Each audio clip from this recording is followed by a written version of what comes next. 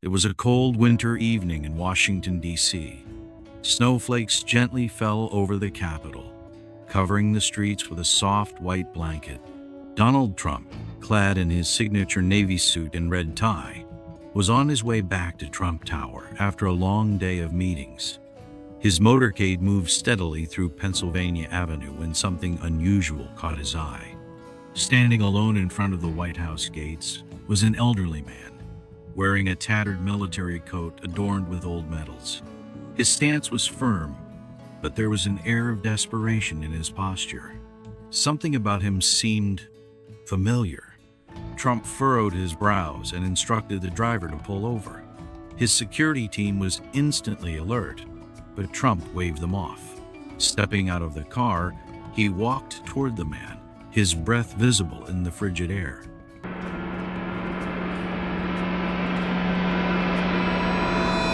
"Sir, do you need help?" Trump's deep voice cut through the silence. The old man looked up, his sharp blue eyes locking onto Trump's. "I didn't think you'd stop," he said, his voice raspy but strong. Trump studied him closer. The man's uniform was old but well kept. His chest was decorated with medals that told a story of sacrifice. "You served?" Trump asked. "Vietnam, 1969, the man answered. "But that's not why I'm here. I have something for you." The man reached into his coat, and Trump's security tensed up, ready to react. But the old veteran slowly pulled out a folded, yellowed piece of paper.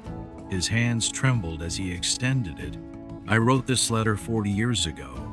I never thought I'd have the chance to give it to the president myself." Trump took the letter, unfolding it carefully. The handwriting was neat but faded. As he began reading, his expression hardened, then softened. The letter spoke of a soldier's anguish, of the pain of losing brothers in war, of coming home to a country that had forgotten him. But more importantly, it carried a warning, a plea to future leaders to never let their soldiers be abandoned. "I wrote this during my worst night in a jungle bunker," the man admitted. "We were surrounded, no backup, and I knew I wouldn't make it out. But I did. And when I came back, I realized our country didn't care about us the way we cared about it. That's why I wrote this letter, and that's why I'm standing here today. I had to know if our leaders still listen."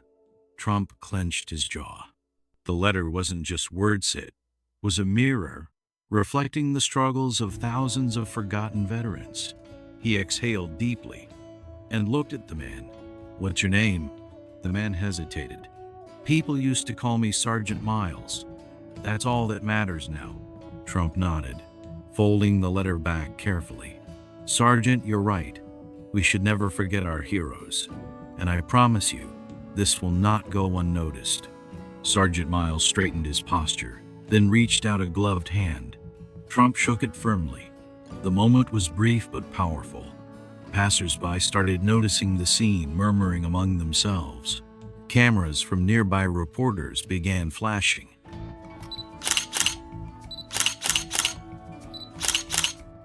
As Trump turned to leave, he signaled to his assistant, "Get him a room at the best hotel in D.C. tonight. And tomorrow morning, I want a meeting set up with the Veterans Affairs Secretary. We're going to talk about this seriously." Sergeant Miles watched as Trump's motorcade pulled away, his expression unreadable. But for the first time in years, there was a glimmer of something in his weathered eye show. By the next morning, the entire nation had heard the story. News outlets ran headlines, "President Trump stops for forgotten veteran," moment that shook America. Social media exploded with debates, discussions, and support. Veterans from across the country started sharing their own stories, and within days, new policies for veteran health care and support programs were in motion. A single moment, a single letter, had sparked something much bigger than anyone had expected. And for Sergeant Miles, that was enough. And this brings us to the end of this story. Thank you for watching till the end. If you enjoyed this story, don't hesitate to like the video and share it with your friends. Subscribe to our channel and turn on the notification bell for more fascinating stories. Have a great day.